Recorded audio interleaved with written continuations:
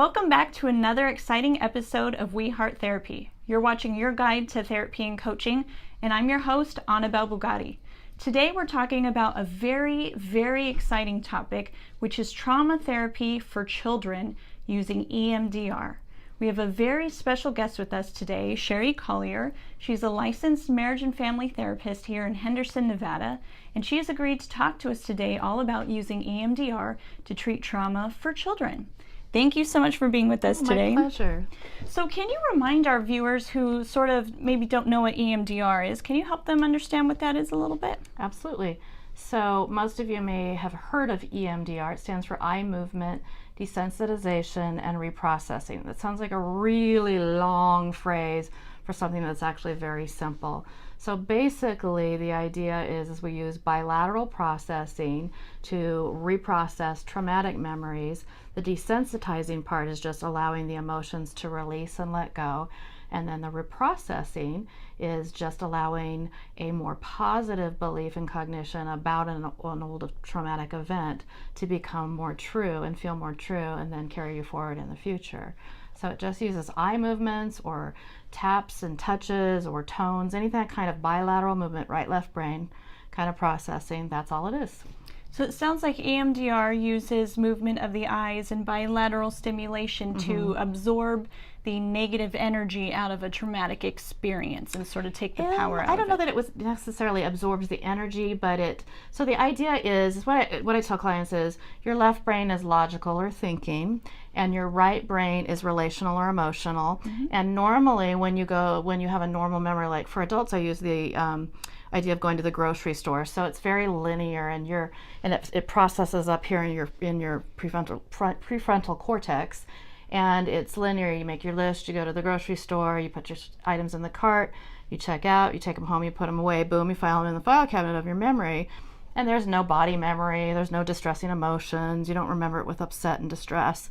But a traumatic memory, like say you get hit by a car or something like that, where you feel like you're in danger or you can't protect yourself, that stores with a negative belief, and it stores with body kinds of tenseness or upset or tightness or panic, and it also stores with really high distressing emotions. Right. And so what EMDR does, and that gets stored in more the back part of our brain, I call it the primal part of our brain. So it's more fight, flight, or freeze.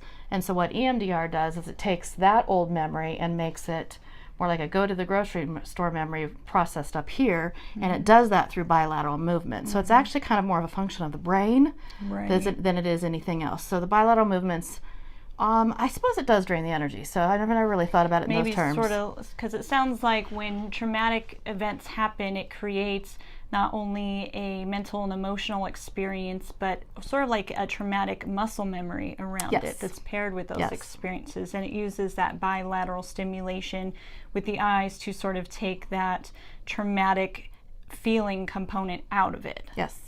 Excellent. So now if we're talking about treating children, is EMDR safe for kids? Absolutely. It's not hypnosis. That's one of the questions I always get from people. It's not hypnosis. You're fully awake during the whole time. It really just uses their own brain chemistry to reprocess memories. So it's with children, we tend to make it a little bit more fun. I have these little buzzy things that buzz in their hands, or there's some tones you can put on that alternates tones in their ears, or you can do an eye movement. Lots of times we use puppets, little finger puppets, or a little wand or something. So sometimes we combine it with play therapy and art therapy to use that as the target. So we try to make it really kid friendly, not scary, to help them just get rid of their mixed up thoughts and feelings. So in what ways do children experience trauma? Children are different from adults because they experience trauma. They don't necessarily talk about it in the same ways that we do. So one of the hallmarks of trauma is that you avoid something.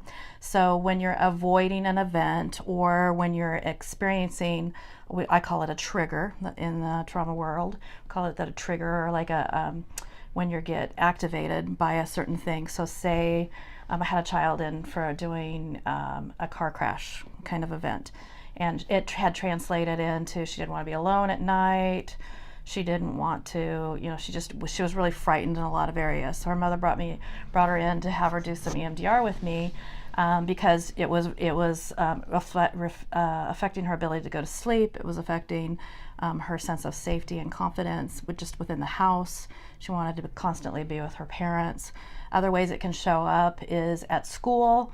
So depression and anxiety look different in kids than it does in adults. So sometimes it's just your kid's off. They're not functioning well in school. They're getting into more trouble. They're a little more mouthy. They may be a little more defiant. So whatever is like off about your kid is sometimes an indication that there's something wrong.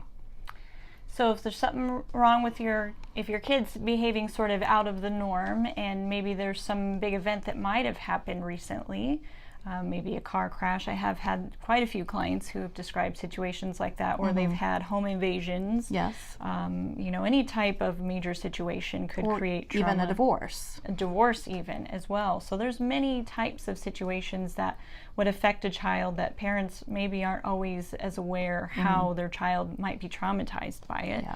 And what it sounds like you're saying is some of the telltale signs is that they might feel exceptionally clingy to one parent. They might start, wanting to leave the hall lights on when they sleep, having trouble sleeping, maybe some problems at school. So all those could be signs that maybe they want to bring them into a good therapist. Yeah. So if somebody wants to find an EMDR therapist who specializes in helping children with their trauma, how could they find one? There's a website, emdr.org, EMDR. It's really easy to get those acronyms mixed up, but emdr.org has a list of everybody that's ever been trained in EMDR. But actually a better way that I normally send people in, like when they're out of state and they want a referral, is I send them to Psychology Today, and anybody who's doing EMDR checks that as a subspecialty on Psychology Today. So that's a really good way to find somebody that does EMDR. Or ask a psychiatrist or a psychologist that works with children. Because not everyone who does EMDR will necessarily seek it. Yes, absolutely. So it is a subspecialty. You really need to have some additional training in doing EMDR with kids. It's a little bit faster. It's basically the same protocols with adults, but it's just it's slightly different. So you need to have some additional training in working with kids in EMDR. Right, excellent. So, and if somebody is in Las Vegas or Henderson and they'd like to bring their child in to work with you, how could they do that? How could they find you? Well, I have a website, www.colliercounseling.org. That's COLLIER counseling.org. My phone number is 702-860-5249. I'm currently in the Southeast Henderson area, and we'd be happy to help you. Excellent. So we're going to put a link to her information in the description for this video. So if you'd like to find Sherri and work with her at her counseling, colliercounseling.org, be sure that you look her up. She's here in the Henderson area. And if you'd like to find a therapist in your area, you can Google search or look on Psychology Today or EMDR's website to find a trained and highly specialized therapist for EMDR and children. Thank you again for being with us today. My pleasure. Thank you for having me. This has been a really wonderful topic, so important to learn how to better our children and help them have a better and stable mental and emotionally healthy future. Thank you again to our viewers for tuning in on this special episode. Make sure that you check us out on the web, www.wehearttherapy.com. If you like what you see, more episodes are on the way, so sit tight and stay tuned.